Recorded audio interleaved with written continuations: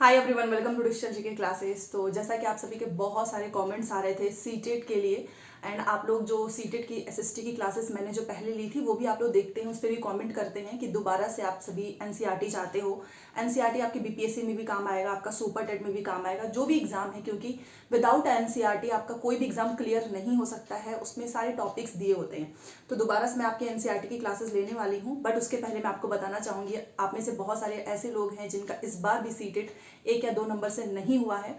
तो साथ में सीटेट का एग्जाम कब होगा, आपको क्या करना चाहिए, और इसमें क्या सिलेबस में कुछ चेंज होगा एग्जाम पैटर्न में।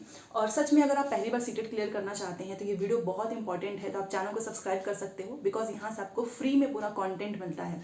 और आप में से बहुत सारे लोग अभी से तैयारी करना चाहते हैं, क्योंकि एक ही दिन में आपको पूरा कंटेंट तो नहीं दे सकती हूँ, कंटेंट बनाने में भी समय लगता है, देन उसको मैं रिकॉर्ड करती हूँ, फिर आप सभी के पास आता है। तो यहाँ पर मैं आपको बताना चाहूँगी कि नेक्स्ट सीटेट आपका कब होगा। जब से ऑफलाइन एग्जाम स्टार्ट हुआ है तब से सीटेट 2 बार होता है। पहले 1 बार होता था, अभी आपका एक कंप्लीट हुआ है, आपको पता ही है 21 जनवरी को, जिसका रिजल्ट आने वाला है लास्ट फरवरी। उसके बाद से जितने लोग पास हो जाएंगे वो सभी बीपीएससी का जो फॉर्म आया है उसमें अप्लाई करेंगे। इसी बीच में कुछ ऐसे भी अभ्यर्थी हैं जो नहीं भर पाएंगे, क्योंकि उनका 1 या 2 नंबर से रुक रहा है इस बार। तो क्या सीटेट जो अगला होगा वो जुलाई टू अगस्त होता है। पिछली बार का थोड़ा सा डिले हो गया था, क्योंकि फिर से इन लोगों ने ऑफलाइन स्टार्ट किया। तो इस बार आपको ये हो सकता है कि लास्ट जुलाई तक भी आपका सीटेट हो जाए। तो समय आपके पास वैसे भी नहीं है, क्योंकि देखिए इस बार का तो पेपर चलो सीबीएसई कराएगा, बट आने वाला जो सीटेट होगा ना वो एनटीए के द्वारा कराया जाएगा। उसमें आपको सिलेबस भी चेंज देखने को मिलेगा एग्जाम पैटर्न में। तो जो लोग भी 1 या 2 नंबर से फेल हो चुके हैं ना, मैं यही बोलूँगी कि आने वाला सीटेट आपको हर हाल में क्लियर करना है, क्योंकि अभी जो है आज ही एक गुड न्यूज़ भी आ रही है। और यूपी में बहुत समय से जो है भर्ती नहीं आई है। आप में से बहुत सारे लोग चाहते भी हैं कि इस बार वैकेंसीज आए। तो जो 69,000 शिक्षक भर्ती में जो 6800 का जो मामला चल रहा था, जो फंसा हुआ था, तो कल कुछ अभ्यर्थियों की बात हुई संदीप सिंह से, शिक्षा मंत्री हैं हमारे। तो उन्होंने बोला कि ठीक है, हम इस बात को योगी जी तक पहुंचाएंगे। साथ में भर्ती से रिलेटेड भी उन्होंने बोला कि ये बात भी उनके सामने रखेंगे। तो कहीं ना कहीं आपको देखो, ऐसा नहीं है कि बिहार में वैकेंसीज आ रही है, राजस्थान में आ रही है, बट यूपी में नहीं आएगी। 5 ईयर ऑलरेडी हो चुके हैं, और इनको अगर देना होगा तो इसी चुनाव के आसपास दे देंगे, नहीं तो आपको फिर आगे वेट करना पड़ेगा। सुनने में तो यही आ रहा है कि इस बार में भी आपको भर्ती देखने को मिल जाए। तो अगर आपका सीटेट क्लियर होगा तभी तो आप सुपर टेट में लग पाएंगे। अगर आपका सीटेट ही नहीं होगा, फिर से आपको सीटेट पढ़ना होगा, फिर से आपको यूपी टेट क्लियर करना होगा। तो ये आप सभी के पास अपॉर्चुनिटी है, क्योंकि अभी ये वैकेंसीज नहीं आई है। मान लो जितने लोग भी इस बार सीटेट क्लियर कर लेते हैं, मतलब कर ही चुके होंगे, आपको तो पता ही चल चुका होगा, ऑफिशियल आंसर की भी आने ही वाली है। तो उससे क्या होगा कि आप बीपीएससी में चले जाओगे, आप DSSB में चले जाओगे, आपके पास अपॉर्चुनिटी है। बट ऐसा नहीं है कि जिसका नहीं हो पा रहा है वो आगे किसी एग्जाम में ही नहीं बैठेंगे। दोबारा से बीपीएससी होगा ही, दोबारा से क्या, सुपर टेट एक बार ही होना है। तो जब भी आए आप उसकी तैयारी पहले से कर लें। तो आपका नेक्स्ट सीटेट हर हाल में जुलाई टू अगस्त होगा। तो ये वीडियो बनाने का पर्पज़ भी यही था कि कंटेंट देना है, बट हर दिन आपको कंटेंट मिलेगा। एक दिन में तो पूरा मटेरियल तैयार नहीं हो जाता है। तो आप पेपर 1 पेपर 2 में से किसकी तैयारी पहले चाहते हैं, किसकी क्लासेस चाहते हैं, प्लीज़ बताना। क्या आप अभी से करोगे, क्योंकि जनवरी खत्म हो चुका है, धीरे धीरे आपका फरवरी भी चला जाएगा, फिर आपके पास मार्च अप्रैल मई जून 3 महीने बचेंगे। उसमें आपको फॉर्म भी भरना है, साथ में आपकी क्लासेस भी होंगे, जैसे डीएलएड हो गया, बीएड हो गया। तो इसकी तैयारी आपको अभी से करनी चाहिए। तो जुलाई टू अगस्त में आपका पेपर हो जाएगा। एग्जाम पैटर्न वही है, आपको पता है कि आपका पेपर 1 में आपकी सीडीपी होती है, ठीक है, आपका ईवीएस होता है, आपका मैथ होता है, लैंग्वेज 1 लैंग्वेज 2। तो आप एक काम करो, आप पहले ही सोच लो कि आपको लैंग्वेज 1 में क्या रखना है, लैंग्वेज 2 में, उसके अकॉर्डिंग आप अभी से टॉपिक वाइज पढ़ सकते हो। ये आपका पेपर 1 में है, जिसका भी क्लियर हो जाएगा तो वो प्राइमरी के टीचर बन जाएंगे। अब पेपर 2 भी होता है, जिसमें आपकी सीडीपी कॉमन होती है, आपका लैंग्वेज 1 भी कॉमन होगा, बट हाई लेवल का थोड़ा सा क्वेश्चन टफ पूछे जाते हैं। देन आपका वो मैथ एंड साइंस है, एंड आपका एसएसटी है। तो ये पेपर 2 का है। तो इसमें से आपको देखना होगा कि इस बार आपने सोशल साइंस लिया था तो कितने नंबर से जो है आपका रुक रहा है, किस टॉपिक में आपकी गलतियां हो रही हैं, ये आपको अभी से पहचानना होगा। ये मैं या कोई टीचर नहीं बता सकते हैं, आपको खुद का असेसमेंट खुद ही करना होगा, ठीक है, कि कहाँ पर आप बार बार फंस रहे हैं। तभी तो मैं बोलती हूँ कि हमेशा से एनालिसिस करना मोस्ट इंपॉर्टेंट है किसी भी एग्जाम के लिए। अगर आप मॉक टेस्ट दे रहे हो, प्रीवियस क्वेश्चंस लगा रहे हो, एनालिसिस करो। इस बार जिसका नहीं हुआ है ना, उसका एक बहुत बड़ा रीज़न यही हो सकता है कि आपने जब भी प्रीवियस क्वेश्चंस लगाए होंगे, आपने एनालिसिस अच्छे से नहीं किया होगा।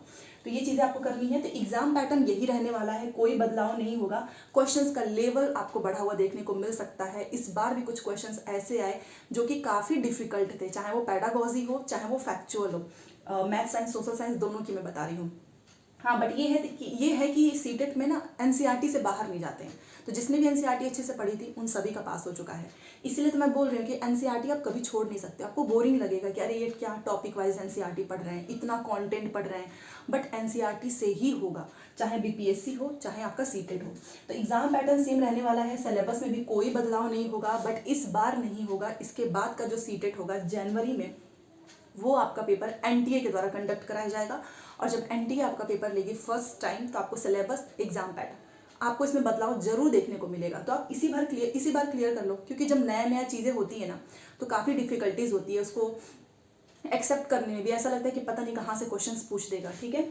और मैंने आपको बताया ही है कि जिसका नहीं हुआ है आपको बिल्कुल भी मायूस नहीं होना है। आपकी क्लासेस फिर से स्टार्ट हो जाएगी। आप प्लीज़ मुझे कमेंट करके टाइम बताएं कि आप किस समय आप क्लास चाहते हो, किस सब्जेक्ट का चाहते हो। और इस वीडियो के थ्रू मैं आपसे जानना भी चाहती थी कि आप में से कितने लोग जो हैं अभी से सीटेट की तैयारी करना चाहते हैं, चाहे आप यूपी टेट की तैयारी करना चाहते हैं, क्योंकि पहले आपको अपना एलिजिबिलिटी टेस्ट क्लियर करना होगा, देन आप किसी भी भर्ती परीक्षा में अपीयर हो सकते हो। और एक चीज़ और है कि केवीएस की भर्ती भी आपको देखने को मिलेगी। केवीएस कोरोना की वजह से इतना डिले हुआ था, अदरवाइज हर 2 साल में इनकी भर्ती आती है। इनका चुनाव से इनका कोई लेना देना नहीं है कि चुनाव होगा तो ही वैकेंसीज आएगी। तो इस साल के लास्ट में भी आपको जो है केवीएस की भर्ती देखने को मिलेगी। नवोदय की वैकेंसीज कन्फर्म है, बट उसके लिए आपका सीटेट पेपर 2 चाहिए। तो साथ में बीपीएससी, अगर आप बिहार में टीचर बनना चाहते हैं तो वहाँ तो आपको हर साल में आई थिंक 2 से 3 बार तो मौका मिल ही जा रहा है। 2 बार हो ही चुका है, इस बार मार्च में होगा, फिर जैसे ही चुनाव खत्म हो जाएगा, क्योंकि 25 में विधानसभा का चुनाव है, देन होगा। तो आप यहाँ से पहले सीटेट स्ट्रॉन्ग करें, सीटेट क्लियर करें, क्योंकि एक नंबर से रुक जा रहा है।